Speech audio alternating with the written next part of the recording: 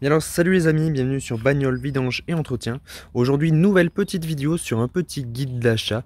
En gros je vais vous expliquer les points essentiels à vérifier lorsqu'on achète un véhicule d'occasion. Donc le point numéro 1 est bien évidemment la carrosserie. Quand vous achetez un véhicule d'occasion, demandez déjà par téléphone au propriétaire dans quel état est la carrosserie. Si vous dit qu'elle est en bon état, quelques rayures, etc., attendez-vous à qu'il y ait des rayures. Si vous dit excellent état, véhicule à rien de reprocher, dans ces cas-là, lors de la visite, il faudra chercher la moindre petite faille sur la carrosserie. Car quand on dit qu'un véhicule est en parfait état ou comme neuf, c'est vraiment, on doit s'attendre à aucune rayure. Donc, pour ça, rien de plus simple, on va déjà venir faire un tour des jantes. Donc, on regarde un petit peu le pourtour des jantes. On peut en profiter pour regarder un petit peu vers les roues. Voilà. Donc là, si du côté des jantes, c'est pareil. Vous demandez si elles sont en bon état, des photos, etc. N'hésitez pas à demander des photos de vos véhicules quand vous demandez à votre acheteur.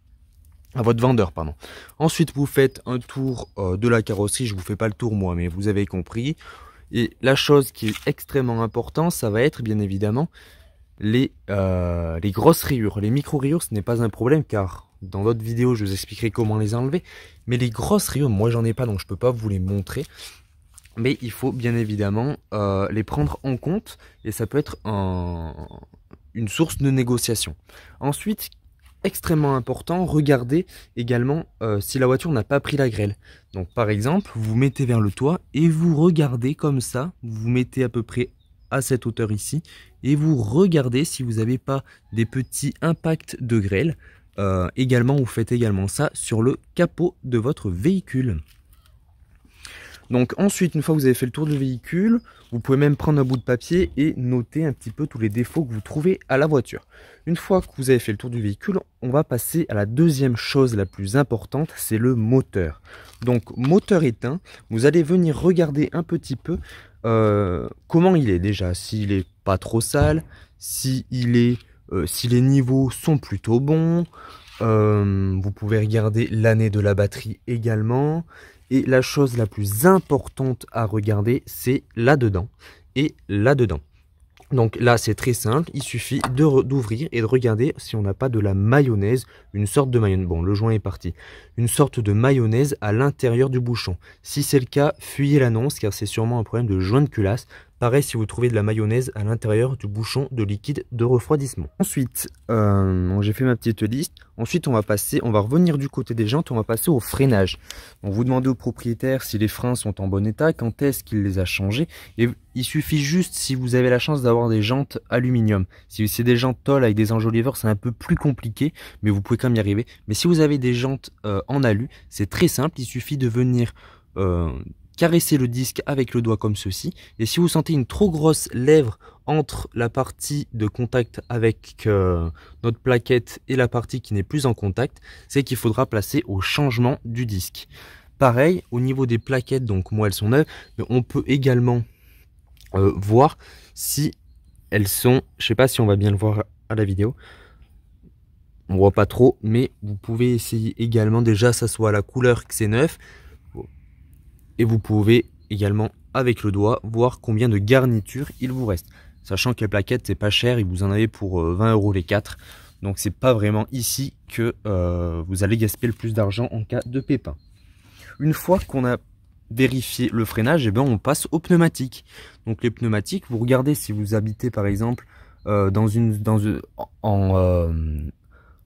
la montagne, il vous faudra plus souvent du pneu neige. Donc dans ces cas-là, privilégiez un véhicule à pneu neige si vous en trouvez. Si vous habitez, admettons, à la mer, dans le sud où il fait tout le temps chaud et qu'il n'y a jamais neige, et essayez d'acheter un véhicule avec des pneus été. Ou sinon, il faut prendre en compte, bien évidemment, ceci dans le coût de la voiture. Et là, pareil, vous regardez un petit peu l'usure du pneu. Donc, vous avez des petits témoins, ça dépend les pneus. Vous regardez l'usure. Vous pouvez même venir vous baisser et regarder l'usure si elle est égale entre ici et ici. Si elle n'est pas égale, bien évidemment, c'est qu'il y a un problème de parallélisme. Ensuite, on va passer aux phares. Les phares, il suffit juste de les inspecter visuellement comme ceci. Et vous pouvez voir s'ils sont oxydés ou pas. ou fissuré. Mais en général, si le contrôle technique est bon, d'ailleurs en parlant de contrôle technique, vous ne pouvez pas acheter un véhicule qui n'a pas le contrôle technique de moins de 6 mois. Vous êtes obligé d'acheter, et ou de vendre un véhicule avec contrôle technique de moins de 6 mois. C'est la loi, c'est comme ça. Donc en général, si vos feux sont bien oxydés ou s'il y a un problème au niveau des phares, d'orientation, etc., eh ben, c'est marqué au contrôle technique sur la fiche de résumé. Ensuite, vous pouvez également regarder pour les vidanges, mais ça, je vous ferai un petit point à la fin. Ensuite, vous pouvez également passer sous le véhicule et venir regarder s'il n'y a pas de rouille. Donc là, bon, maintenant les véhicules d'aujourd'hui sont traités contre la rouille, mais sur des anciens véhicules, c'est quelque chose à vraiment privilégier, de vraiment passer sous le véhicule. Donc, il suffit de regarder. Bon, là, il est sale parce qu'en ce moment, il y a de la neige chez moi. Mais voilà, il suffit de passer dessous et de regarder s'il n'y a pas trop de rouille. Ensuite, bien évidemment, on passe à l'intérieur.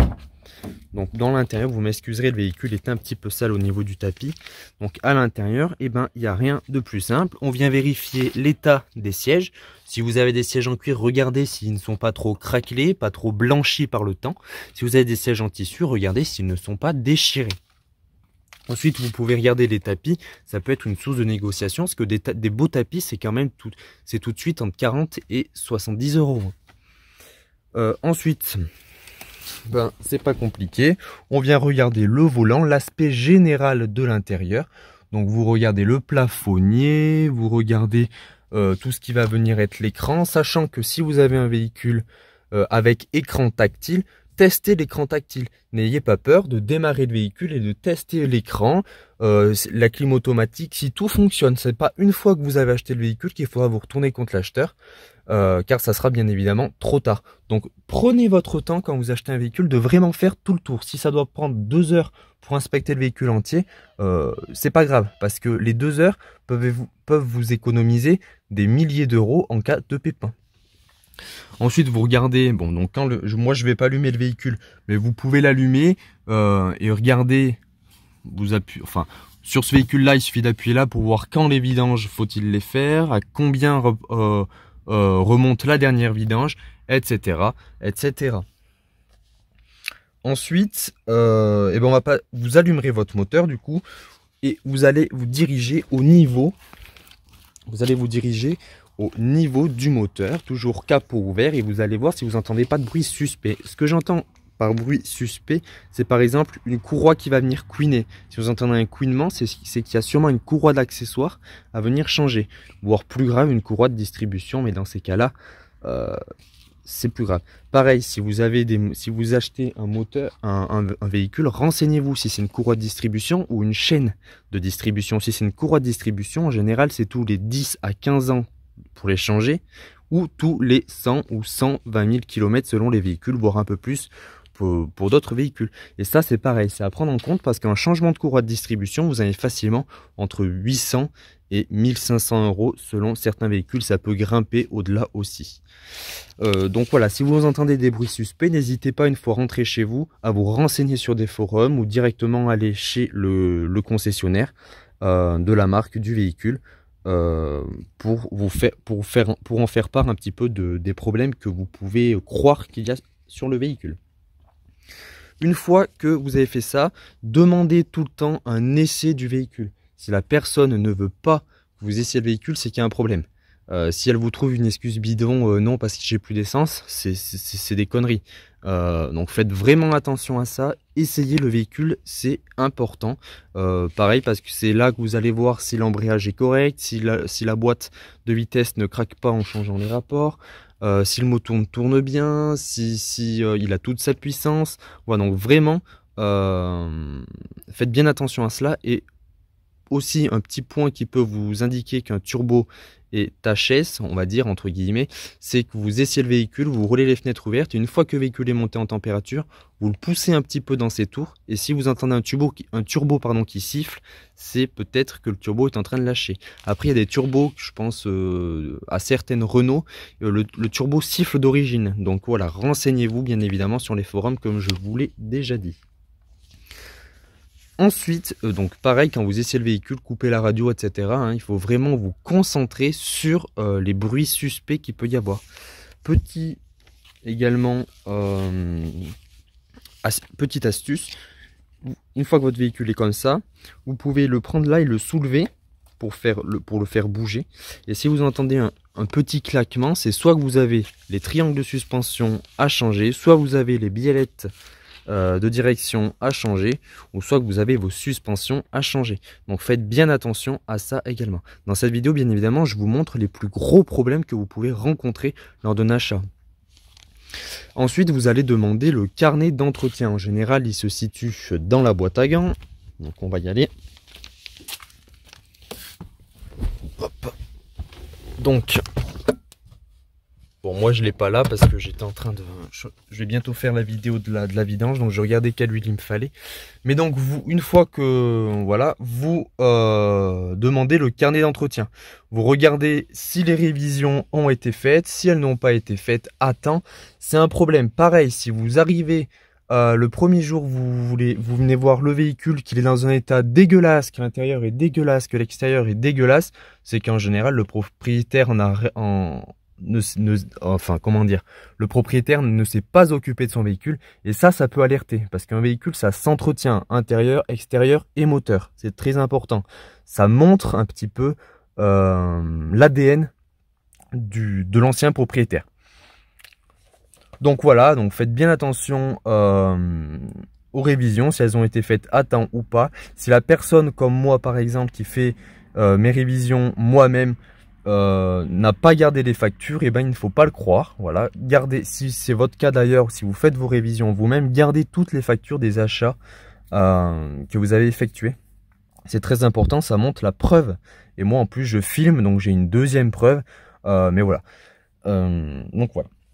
Et ensuite, vous pouvez prendre une petite feuille, comme je vous l'ai dit, tout au long de l'inspection du véhicule, et vous faites un petit état des lieux du véhicule, en fait, un petit état général, où vous allez mettre d'un côté les points positifs, d'un autre côté les points négatifs, et vous allez mesurer le pour et le contre. Et c'est là vraiment qu'il faudra faire un choix si vous voulez vraiment le véhicule ou si au final il ne vous correspond pas. Méfiez-vous aussi des annonces trop alléchantes, des annonces qui sont en dessous des côtes, etc. Faites attention au véhicule qui est aussi trop en parfait état et que son prix est trop bas par rapport à ce qui se vend sur le marché. Faites attention, il y a des arnaques. Voilà, je vous mets vraiment en garde parce que c'est très vite arrivé. Une fois que le chèque est donné, en général... c'est trop tard pour se retourner contre l'acheteur. Je crois que vous avez 3 mois, mais il faut... Voilà. Ensuite, ce que vous devez obligatoirement demander à l'acheteur, au vendeur, c'est un certificat de non-gage qui va vous prouver que le véhicule n'a pas été volé, que le véhicule n'a pas été accidenté, que le véhicule n'est pas recherché, etc., etc. Si vous avez des questions concernant d'autres points, n'hésitez pas à me le demander en commentaire. Donc vraiment, j'ai fait les gros points les plus importants, on va dire, au niveau du véhicule.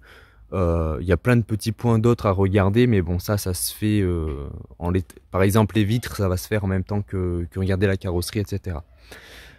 Je vous dis merci d'avoir regardé la vidéo, j'espère qu'elle vous aura plu et je vous dis à bientôt sur Bagnole, Vidange et Entretien.